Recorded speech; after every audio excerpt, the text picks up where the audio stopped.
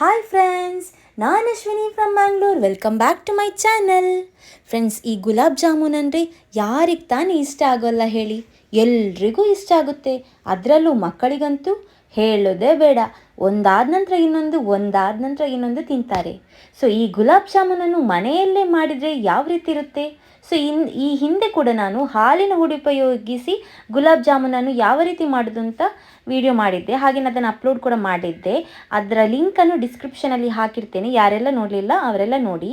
ಇವತ್ತು ನಾನು ಬ್ರೆಡ್ ಉಪಯೋಗಿಸಿ ಯಾವ ರೀತಿ ಈಸಿಯಾಗಿ ಗುಲಾಬ್ ಜಾಮೂನ್ ಮಾಡೋದು ಅಂತ ತೋರಿಸ್ತಿದ್ದೇನೆ. ಈ ಹಾಲಿನ ಹುಡಿಕ್ಕಿಂತ ಕೂಡ ಈ ಬ್ರೆಡ್ಡಲ್ಲಿ ಮಾಡೋದು ಇನ್ನೂ ಕೂಡ ತುಂಬಾ ಈಸಿ. ಹಾಗೆಯೇ ಯಾವ ರೀತಿ ಮಾಡಿದರೂ ಕೂಡ ಕರೆಕ್ಟಾಗಿ ಬರ್ತದೆ. ಸೊ ಹಾಗಾಗಿ ನಾನೊಂದು ಕೆಲವೊಂದು ಟಿಪ್ಸ್ಗಳನ್ನು ಕೂಡ ಹೇಳ್ತೇನೆ. ಸೊ ಇದರಿಂದ ನೀವು ಕೂಡ ಪರ್ಫೆಕ್ಟಾಗಿ ಬ್ರೆಡ್ ಗುಲಾಬ್ ಜಾಮೂನನ್ನು ಮಾಡಬಹುದು. ಸೊ ಹಾಗಾದರೆ ಸೂಪರ್ ಟೇಸ್ಟಿಯಾಗಿರುವ ಗುಲಾಬ್ ಜಾಮೂನನ್ನು ಯಾವ ರೀತಿ ಈಸಿಯಾಗಿ ಮನೆಯಲ್ಲೇ ಇರುವ ಇಂಗ್ರೀಡಿಯೆಂಟ್ಸ್ಗಳನ್ನು ಉಪಯೋಗಿಸಿಕೊಂಡು ಮಾಡೋದು ಅಂತ ನೋಡೋಣ. ಇದಕ್ಕಾಗಿ ನಾನು 1 ಪ್ಯಾಕೆಟ್ ಆಗುವಷ್ಟು ಬ್ರೆಡ್ಡನ್ನು ತಗೊಂಡಿದ್ದೇನೆ. ನೀವು ಎಷ್ಟು ಕ್ವಾಂಟಿಟಿಯಲ್ಲಿ ಮಾಡ್ತೀರಿ ನೋಡಿ ಅಷ್ಟು ಬ್ರೆಡ್ಡನ್ನು ತಗೊಳ್ಬಹುದು. ಇದೊಂದು ಸಣ್ಣ ಪ್ಯಾಕೆಟ್ ಆಗುವಂತಹ ಬ್ರೆಡ್ ಪ್ಯಾಕೆಟ್ ಇದು.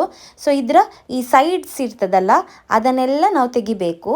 ಸೊ ಅದನ್ನು ಬಿಸಾಡೋದು ಬೇಡ, ಈ ರೀತಿ ಕಟ್ ಮಾಡಿಬಿಟ್ಟು ಸೊ ಅದು ಬ್ರೆಡ್ ಕ್ರಮ್ಸ್ ಮಾಡಲಿಕ್ಕೆ ಕೂಡ ಯೂಸ್ ಮಾಡಬಹುದು. ನಮಗೆ ಬೇಕಿರೋದು ಈ ಬ್ರೆಡ್ಡಿನ ಬಿಳಿಯ ಭಾಗ ಇರುತ್ತದಲ್ಲ ಅದು ಮಾತ್ರ. ಸೊ ಇದನ್ನು ನಾನು ಕಟ್ ಮಾಡಿಬಿಡ್ತಾ ಇದ್ದೇನೆ, ಅಂದರೆ ಕಟ್ ಮಾಡಿಬಿಟ್ಟು ಮಿಕ್ಸಿ ಜಾರಿಗೆ ಹಾಕ್ಕೊಳ್ತೇನೆ. ಸೊ ಎಲ್ಲ ಬ್ರೆಡ್ಗಳನ್ನು ಇದೇ ರೀತಿ ನಾನು ಕಟ್ ಮಾಡ್ತೇನೆ. ಅದರ ಸೈಡ್ ಎಡ್ಜಸ್ ಎಲ್ಲ ಏನಿರ್ತದೆ ನೋಡಿ ಅದು ಬೇಡ, ಅದನ್ನು ನಾನು ತೆಗೆದಿರ್ತೇನೆ. ಸೊ ಬಾಕಿ ಪೀಸಸ್ಗಳೇನಿರ್ತದೆ ನೋಡಿ ಅದನ್ನೊಂದು ಮಿಕ್ಸಿ ಜಾರಿಗೆ ಹಾಕ್ಕೊಳ್ತಾ ಇದ್ದೇನೆ.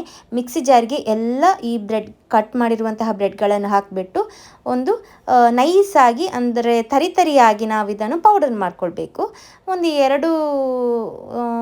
ಏನು ಹೇಳ್ತಾರೆ, ಒಂದು 30 ಸೆಕೆಂಡಿಗೆ ಈ ರೀತಿಯಾಗಿ ಆಗಿಬಿಡುತ್ತೆ. ಸೊ ಈ ರೀತಿಯಾಗಿ ತರಿಯಾಗಿ ಬರಬೇಕು. ನಂತರ ಇದನ್ನು ನಾನೊಂದು ಬೌಲ್ ಅಥವಾ ಒಂದು ತಟ್ಟೆಗೆ ಟ್ರಾನ್ಸ್ಫರ್ ಮಾಡ್ತಾ ಇದ್ದೇನೆ. ನೋಡಿ, ಕೆಲವರು ಖಾಲಿ ಈ ಬ್ರೆಡ್ಡನ್ನು ಉಪಯೋಗಿಸಿ ಮಾಡ್ತಾರೆ. ನಾನಿವತ್ತು ಬ್ರೆಡ್ಡಿನ ಜೊತೆ ಹಾಲಿನ ಹುಡಿ ಕೂಡ ಸ್ವಲ್ಪ ಹಾಕ್ತಿದ್ದೇನೆ, ಇದರಿಂದ ಇನ್ನೂ ಟೇಸ್ಟಾಗಿ ಬರ್ತದೆ. ಮತ್ತು ಕೆಲವರು ಏನು ಮಾಡ್ತಾರೆ, ಆ ಬ್ರೆಡ್ಡನ್ನೇ ಕೂಡ ಕೈಯಲ್ಲಿ ಪೀಸ್ ಮಾಡಿ ಹಾಲು ಹಾಕ್ಕೊಳ್ತಾರೆ. ಇದರಿಂದ ಕರೆಕ್ಟಾಗಿ ಶೇಪ್ ಬರೋದಿಲ್ಲ. ಈ ರೀತಿಯಾಗಿ ಮಾಡಿ ನೋಡಿ, ಇದು ಒಂದು ಟಿಪ್ಸ್ ಅಂತಲೇ ಹೇಳ್ಬಹುದು. ಈ ರೀತಿಯಾಗಿ ಮಿಕ್ಸಿ ಜಾರಿಗೆ ಹಾಕಿಬಿಟ್ಟು ಪೌಡರ್ ಮಾಡಿ ಮಾಡೋದ್ರಿಂದ ಕರೆಕ್ಟಾಗಿ ಬರ್ತದೆ. ನಾನು ನೋಡಿ ಈಗ ಒಂದು 2 ಸ್ಪೂನ್ ಆಗುವಷ್ಟು ಹಾಲಿನ ಹುಡಿ ಉಪಯೋಗಿಸಿದ್ದೇನೆ. ಹಾಲಿನ ಹುಡಿ ಉಪಯೋಗಿಸಿ ಕರೆಕ್ಟಾಗಿ ಇದನ್ನು ಮಿಕ್ಸ್ ಮಾಡಿದ್ದೇನೆ. ನಂತರ ನೋಡಿ ಒಂದು ಅರ್ಧ ಕಪ್ ಆಗುವಷ್ಟು ಹಾಲು ತಗೊಂಡು ಸ್ವಲ್ಪ ಹಾಕ್ಕೊಳ್ತಾ ಇದ್ದೇನೆ. ಸೊ ನಮಗೆ ಅರ್ಧ ಕಪ್ ಕೂಡ ಬೇಕಾಗಲ್ಲ. ಸೊ ನಿಮಗೆ ಎಷ್ಟು ನೀವು ಬ್ರೆಡ್ ತಗೊಂಡಿದ್ದೀರಿ ನೋಡಿ ಅದರ ಮೇಲೆ ಡಿಪೆಂಡ್ ಆಗುತ್ತೆ. ಈ ಚಪಾತಿ ಹಿಟ್ಟು, ಈ ಪೂರಿ ಮಾಡಲಿಕ್ಕೆಲ್ಲ ಯಾವ ರೀತಿ ಹಿಟ್ಟು ಮಾಡ್ತೀರಿ ನೋಡಿ ಅದೇ ರೀತಿ ಮಾಡಬೇಕು. ಆದರೆ ಅದಕ್ಕಿಂತ ಕೂಡ ಸಾಫ್ಟ್ ಆಗಿರಬೇಕು, ಕೈಗೆ ಅಂಟೋ ರೀತಿ ಇರಬೇಕು. ಆ ರೀತಿ ಒಂದು ಹಿಟ್ಟನ್ನು ರೆಡಿ ಮಾಡಬೇಕು. ನೋಡಿ ನೋಡ್ತಾ ಇದ್ದ ಹಾಗೆ ಇಲ್ಲಿ ಹಿಟ್ಟು ರೆಡಿ ಆಗ್ತದೆ. ನೋಡಿ ಎಷ್ಟು ಚೆನ್ನಾಗಿ ಹಿಟ್ಟು ರೆಡಿ ಆಯಿತು. ಇದಕ್ಕೆ ಖಾಲಿ ಹಾಕಿರೋದು ನಾನು ಬ್ರೆಡ್, ಹಾಲಿನ ಪುಡಿ ಹಾಗೆಯೇ ಹಾಲು. ಈ ಹಾಲು ಉಪಯೋಗಿಸೋದ್ರಿಂದ ಸಾಫ್ಟಾಗಿ ಬರ್ತದೆ ಗುಲಾಬ್ ಜಾಮೂನ್, ಅದಕ್ಕೋಸ್ಕರ ಹಾಲು ಉಪಯೋಗಿಸ್ತಾ ಇದ್ದೇನೆ. ನೋಡಿ ಕರೆಕ್ಟಾಗಿ ಒಂದು ಉಂಡೆ ಕಟ್ಟುವ ರೀತಿ ಆಗಬೇಕು. ಕರೆಕ್ಟಾಗಿ ನೋಡಿ ನಾನು ಮಿಕ್ಸ್ ಮಾಡಿದ್ದೇನೆ. ಇದಾದ ನಂತರ ನಾವು ಇದನ್ನು ಸಣ್ಣ ಸಣ್ಣ ಬಾಲ್ಸ್ಗಳಾಗಿ ಮಾಡಬೇಕು. ಅಂದರೆ ಗುಲಾಬ್ ಜಾಮೂನ್ ಎಷ್ಟು ಯಾವ ರೀತಿ ಇರ್ತದೆ ಆ ರೀತಿ ಮಾಡಬೇಕು. ನಿಮಗೆ ದೊಡ್ಡ ಗುಲಾಬ್ ಜಾಮೂನ್ ಬೇಕಾದ್ರೆ ಸ್ವಲ್ಪ ಹಿಟ್ಟಿನ ಪ್ರಮಾಣವನ್ನು ದೊಡ್ಡದಾಗಿ ತಗೊಂಡು ಉಂಡೆ ಕಟ್ಟಬಹುದು. ನೋಡಿ ಈ ರೀತಿಯಾಗಿ ಕೈಗೆ ಅಂಟುವ ರೀತಿ ಇರಬೇಕು.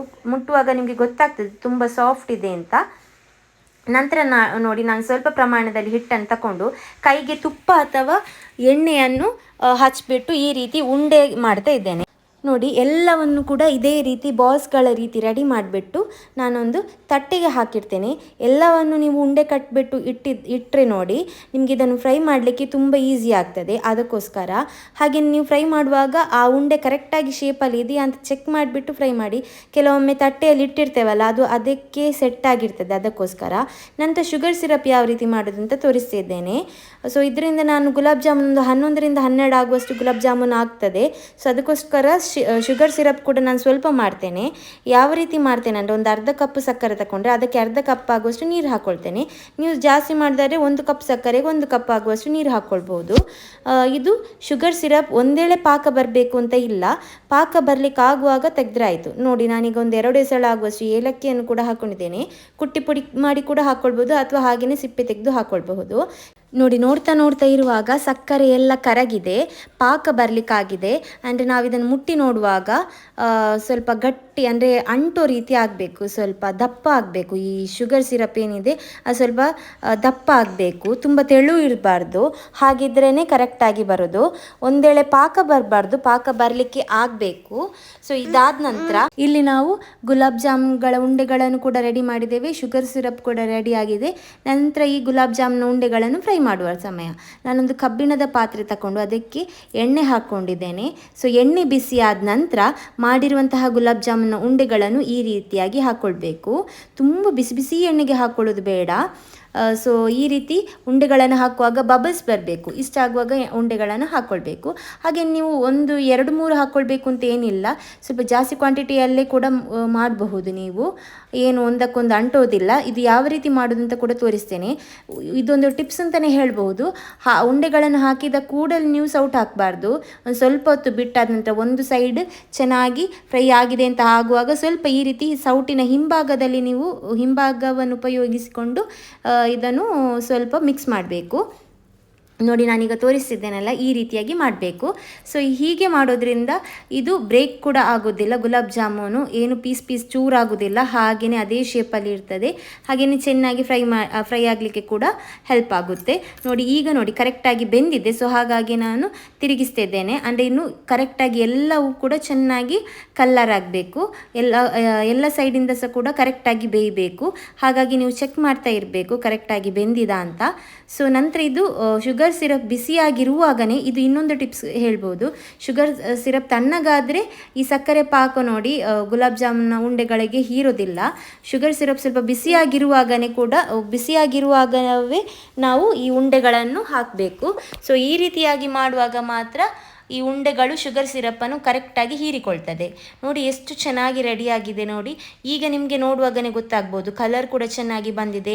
ಎಲ್ಲ ಸೈಡ್ಗಳನ್ನು ನೋಡುವಾಗನೇ ನಿಮಗೆ ಗೊತ್ತಾಗ್ತದೆ ಸರಿಯಾಗಿ ಬೆಂದಿದೆ ಅಂತ.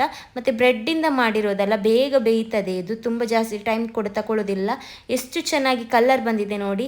ನಾನು ಫಸ್ಟಿಗೆ ಸಣ್ಣ ಸಣ್ಣ ಉಂಡೆಗಳನ್ನು ಮಾಡಿ ಹಾಕ್ಕೊಂಡಿದ್ದೆ, ಯಾಕಂದರೆ ಎಣ್ಣೆ ಫ್ರೈ ಆಗಿದೆ ಅಂತ ನೋಡೋಕ್ಕೆ. ಸೊ ಅದನ್ನು ನಾನು ತೆಗೆದಿದ್ದೇನೆ ಈಗ ಆಲ್ರೆಡಿ. ನಂತರ ಬಾಕಿ ಇರೋ ಉಂಡೆಗಳನ್ನು ಕೂಡ ನಾನು ತೆಗೆದು ಶುಗರ್ ಸಿರಪ್ಗೆ ಹಾಕ್ಕೊಂಡಿದ್ದೇನೆ. ಇದೊಂದು 30 ಮಿನಿಟ್ಸ್ ಬಿಟ್ಟರೆ ಚೆನ್ನಾಗಿ ಶುಗರ್ ಸಿರಪ್ ಹೀರ್ಕೊಳ್ತದೆ, ಯಾಕಂದರೆ ಬ್ರೆಡ್ಡಿಂದ ಮಾಡಿರೋದಲ್ಲ. ಫೈನಲ್ ಆಗಿ ಎಷ್ಟು ಚೆನ್ನಾಗಿ ಬಂದಿದೆ. ನೀವು ಕೂಡ ಮನೆಯಲ್ಲಿ ಟ್ರೈ ಮಾಡಿ, ಹಾಗೆಯೇ ಕಮೆಂಟ್ಸಲ್ಲಿ ತಿಳಿಸಿ ಹೇಳಿ ಯಾವ ರೀತಿ ಬಂದಿದೆ ಅಂತ. ಸೊ ನನ್ನ ಇವತ್ತಿನ ಬ್ರೆಡ್ಡಿನ ಗುಲಾಬ್ ಜಾಮೂನ್ ವಿಡಿಯೋ ನಿಮಗೆ ಇಷ್ಟ ಆಗುತ್ತೆ ಅಂತ ಅಂದ್ಕೊಳ್ತೇನೆ. ಇಷ್ಟ ಆದರೆ ಲೈಕ್ ಮಾಡೋಕ್ಕೆ ಮಾತ್ರ ಮರಿಬೇಡಿ. ಹಾಗೆ ನಿಮ್ಮ ಫ್ರೆಂಡ್ಸ್ ಫ್ಯಾಮಿಲಿಗೆಲ್ಲ ಈ ವಿಡಿಯೋನ ಶೇರ್ ಮಾಡಿ ಅಂತ ಹೇಳ್ತಾ, ಇನ್ನೊಮ್ಮೆ ಮತ್ತೊಂದು ಹೊಸ ರೆಸಿಪಿ ಜೊತೆ ಹೊಸ ವಿಡಿಯೋ ಜೊತೆ ನಿಮ್ಮನ್ನು ಭೇಟಿ ಆಗ್ತೇನೆ. ಅಲ್ಲಿ ತನಕ keep supporting and keep watching my YouTube channel. Video ನೋಡಿದ್ದಕ್ಕೆ ಥ್ಯಾಂಕ್ ಯು ಸೋ ಮಚ್. ಇದೇ ರೀತಿ ಸಪೋರ್ಟ್ ಮಾಡ್ತಾ ಇರಿ.